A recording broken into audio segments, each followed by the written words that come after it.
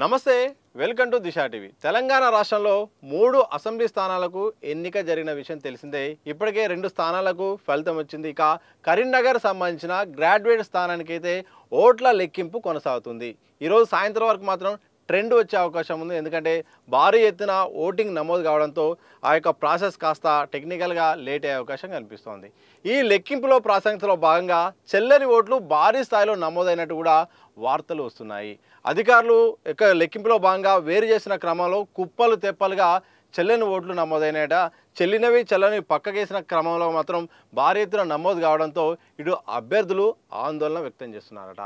ఎలాగైనా కొన్ని చిన్న సాంకేతిక కారణాలు ఉంటాయి, వాటిని పక్క పెట్టి దయచేసి వాటిని లెక్కించాలి, వాటిని కౌంట్ చేస్తే మాత్రం బాగుంటుందని కూడా అభ్యర్థిస్తున్న పరిస్థితి కనిపిస్తూ ఉంది. ఎందుకంటే భారీ స్థాయిలో చెల్లని ఓట్లు ఉండడంతో ఎన్నికల ఫలితాలపై అభ్యర్థుల విజయావకాశాలపై ప్రభావం పడే అవకాశం ఉందంటూ కూడా అభ్యర్థులు ఒక ఆందోళన కనిపిస్తుంది. ప్రధానంగా ఈ అంశం మాత్రం మీడియాలో సోషల్ మీడియాలో కూడా చర్చనీయాంశం అవుతుంది. ఎందుకంటే ఇది గ్రాడ్యుయేట్ స్థానానికి సంబంధించిన ఎమ్మెల్సీ ఎన్నిక. ఇటు కరీంనగర్ అయితేంది, మెదక్ అయితేంది, ఆదిలాబాద్, నిజామాబాద్ 4 జిల్లాల ఉమ్మడి జిల్లాల నుండి కూడా ఈ యొక్క ఎమ్మెల్సీ ఎన్నిక జరుగుతుంది. దీనికి అర్హత గ్రాడ్యుయేట్ చేసి ఉండాలి. గ్రాడ్యుయేట్స్ ఓటర్సే సరిగా ఓటు వేయట్లేదన్న కూడా సోషల్ మీడియాలో చర్చనీయాంశం అవుతుంది. ఇలాంటి సందర్భంలో 2 అంశాలు అయితే తెరపైకి వస్తున్నాయి. ఒకటి, ఎన్నికల సంఘం సరైన అవగాహన కల్పించలేదు, ఓటు వేసే విధానం పైన అవగాహన కల్పించలేదు.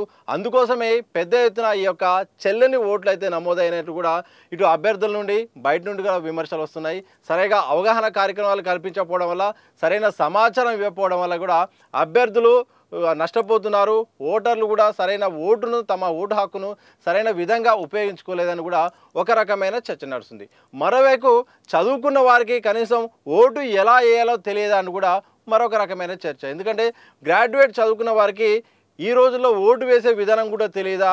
అన్ని రకాల మార్గాలు ఉన్నాయి. సోషల్ మీడియాలో కొట్టినా తెలుస్తుంది, యూట్యూబ్లో కొట్టినా కానీ ఓటు ఎలా వేయాలో కూడా తెలుస్తుంది, పేపర్ చదివినా దాన్ని తెలుస్తుంది. ఒక ప్రాధాన్యత క్రమంగా వేయాల్సి ఉంటుంది. 1వ నెంబర్కు నచ్చితే మొదటి అభ్యర్థి నచ్చితే 1వ నెంబరు, 2వ అభ్యర్థి నచ్చితే 2వ నెంబర్, ఇట్లా ఒక ప్రాసెస్ తెలిసిన ప్రాసెసే కదా. చదువుకున్న వాళ్ళకే ఎలా వేయాలో తెలియకపోతే ఇంకెలా అని కూడా మరొక రకమైన చర్చ. ఈ 2 చర్చల్లో భాగంగా మొత్తానికి అభ్యర్థులు మాత్రం ఒక ఆందోళన కనిపిస్తున్నది. మా విజయావకాశాలపై ఈ యొక్క మురిగిపోయిన ఓట్ల ప్రభావం అయితే ఉండబోతుందని కూడా ఒక భయం అయితే కనిపిస్తూ ఉంది. ఇదే నేపథ్యంలో ఒక కీలకమైన నిర్ణయం తీసుకోవాలి ఎన్నికల సంఘం. ఎందుకంటే ఇన్ని వేలల్లో ఓట్లు కూడా నమోదు కాకపోవడంతో, ఓట్లు చెల్లకపోవడంతో ఇది విజయావకాశాలపై ప్రభావం చూపుతుంది.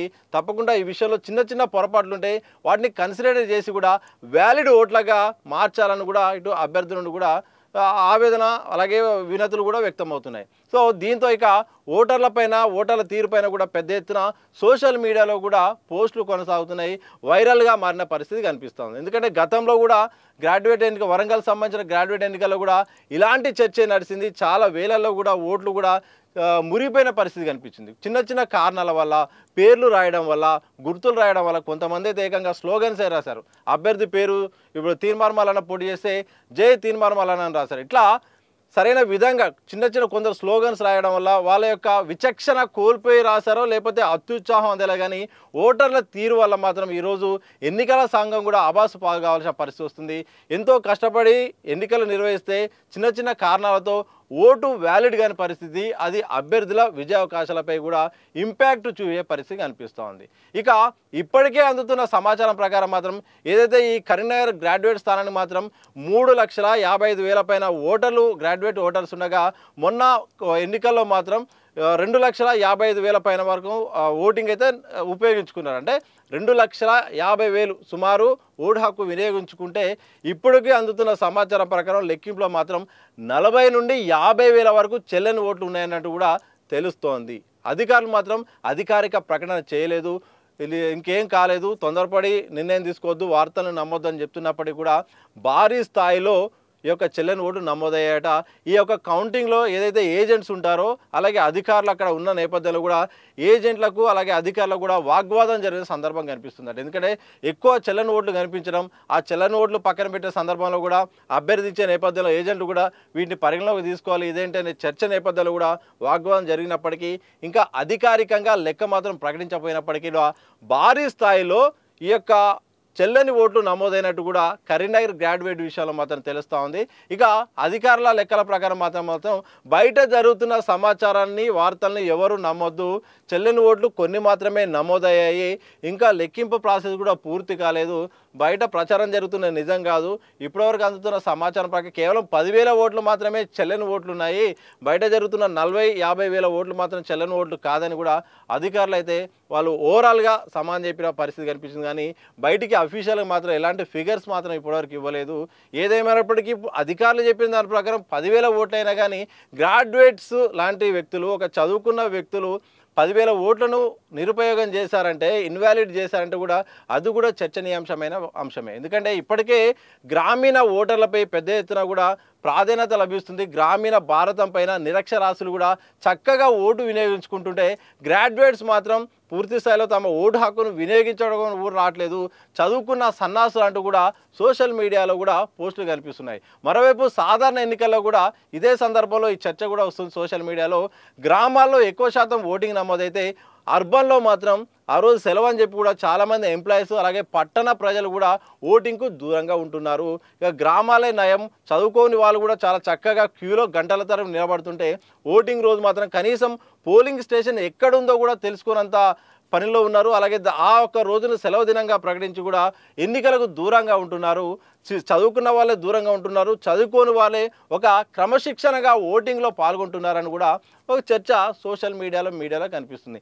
ఏదేమైనప్పటికీ కూడా ఒక గ్రాడ్యుయేట్ సంబంధించిన ఎన్నికల్లో ఇలాంటి మురిగిపోయిన ఓట్లు నమోదు కావడం కూడా ప్రజాస్వామ్యంలో ఇది చాలా మాయను మచ్చలాంటిది. ఎందుకంటే చదువుకున్న వాళ్ళ కోసమే పెట్టిన ఇలాంటి ఎమ్మెల్సీ ఎన్నికల్లో ఓటర్లు సరైన విధంగా తమ ఓటు హక్కును వినియోగించుకోవడం, చెల్లకపోవడం వెనుక కూడా విద్యా వ్యవస్థ తీరుపై కూడా బయట చర్చ నడుస్తుంది. ఎందుకంటే విద్యా ప్రమాణాలు సరైన లేని కారణంగా విద్యా సంస్థల్లో కానీ సరైన స్టాఫ్ లేకపోవడం వల్ల, అవగాహన లేని టీచర్లు సరిగా ఉండకపోవడం వల్ల, ప్రమాణాలు సరిగా లేకపోవడం వల్ల, నిర్వహణ సరిగా లేకపోవడం వల్ల కూడా ఇలాంటి పరిస్థితులు నమోదైనట్టు కూడా కొన్ని నిపుణులు కూడా చెప్తున్నారు. ఎందుకంటే విద్యా వ్యవస్థలో సరైన ప్రమాణాలు గతంలో ఉండేది, కానీ ఇప్పుడు ఆ ప్రమాణం లేకపోవడం వల్ల ఇబ్బడి ముబ్బడిగా పట్టాభద్రులు బయటకు వస్తున్నారు. కానీ కనీస అవగాహన లేకపోవడం వల్ల కూడా ఇది ప్రజాస్వామ్యంలో చాలా ప్రమాదమైన పరిస్థితులు వస్తున్నాయని కూడా ఇటు విద్యావంతులు నిపుణులు కూడా చెప్తున్నారు.